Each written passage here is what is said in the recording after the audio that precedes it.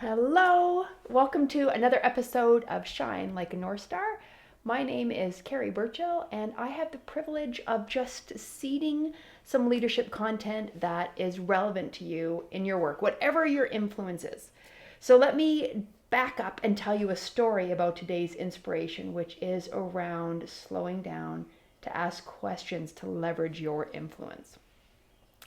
So I have an accountability group and we meet every Monday. And this group came about because when I first started my entrepreneurial journey, I was shotgunning, that's what I call it, of just strategies all over the place. And I was doing too much, boiling the ocean, not really landing on anything or doing any one segment of the entrepreneurial work well. So I reached out to some people that I revered and wanted to grow up and be like. And I said, hey, I need some help pinning my feet to the ground, holding myself accountable. Would you like to be a part of a group that just comes together and every week talk about your goals and help each other be held accountable to achieve those goals? So almost, I think, 2 years later, we still meet and help each other grow and challenge each other. And in that, we sort of said, like, gosh, we're a really diverse group, some from like Scotland, England, the US, somebody from South Africa who lives in the UK now. Like, so just diverse experiences, diverse insights, and not in competition with each other by any means. So we said, we have such great diversity. Let's maybe instead of just holding each other accountable, every now and again we can contribute some of our expertise to help grow each other's skills where it's relevant. So of course I chimed in with, hey, I think I could help our group be a little more effective, and if this will translate into your influence, if we spend a little bit of time looking at questions. So that kind of started this original question where I tracked questions we asked each other in the group. And of course, there are times when close-ended questions are good, like, can you hear me? Yes or no, right? And then there's other times where maybe open-ended questions are going to help the person reflect a little more, deepen their understanding about what's going on. So we had ended up having a really rich conversation because I tracked some of the organic questions that we just used. And the one question I asked, which had been tracked, which generated a deeper conversation, was this very simple question of, can you share your screen? I mean, how often do we say that in the millions of Zoom calls that we do now, right? Can you share your screen? Seems like an easy yes/no question. And we kind of debated, like, is this a simple question that has any value if it was open-ended? Well, when we talk about open-ended questions, we're really talking about questions that start with what or how. So we sort of ping-pong this, can you share your screen, black and white question. And then said, well, let's slow down a little bit here and think through what an open-ended question might be. So, what has you, what reason do you have for not sharing your screen? Or how do you feel about sharing your screen? Well, this engendered a bigger conversation. We sort of brainstormed, like, how often when we're meeting with clients do we say, like, can you share your screen so I see what you're talking about? Lots.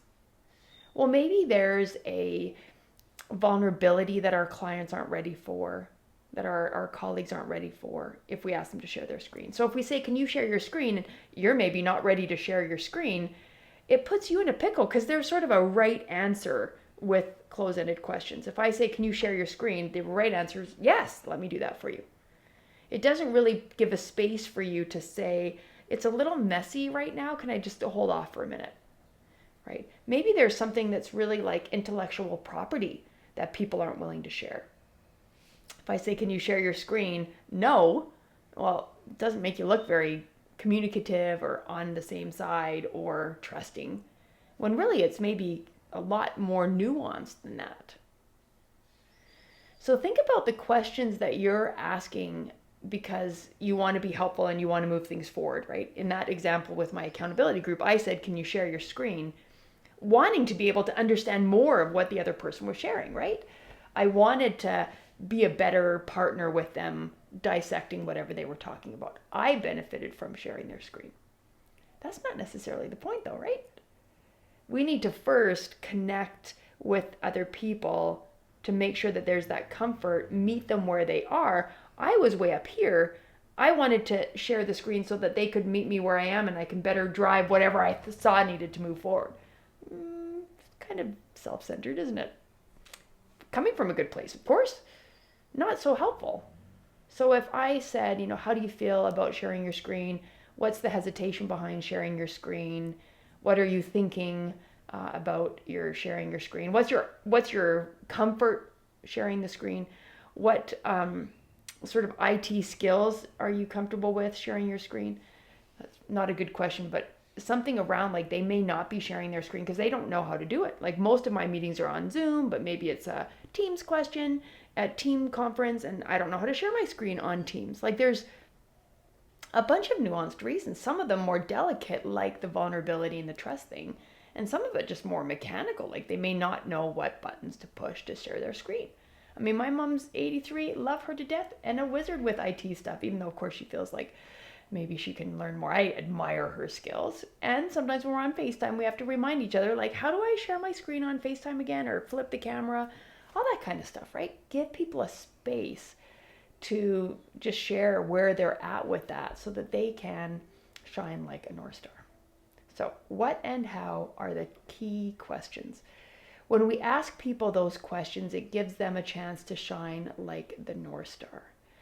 So let's wrap up with that little bit of tidbit of information. Whoops, not Ask Cool, but carrieburchell.com. You can find me there, connect with me. I'm happy to do training with your teams. I'm gonna some keynote work around the Ask Cool concept and not falling into that trap as a leader. Lots of information around communicating and how we can slow down with each other to go fast. So let's connect. I'd love to know what you're working on and what is valuable to you. Have a great day.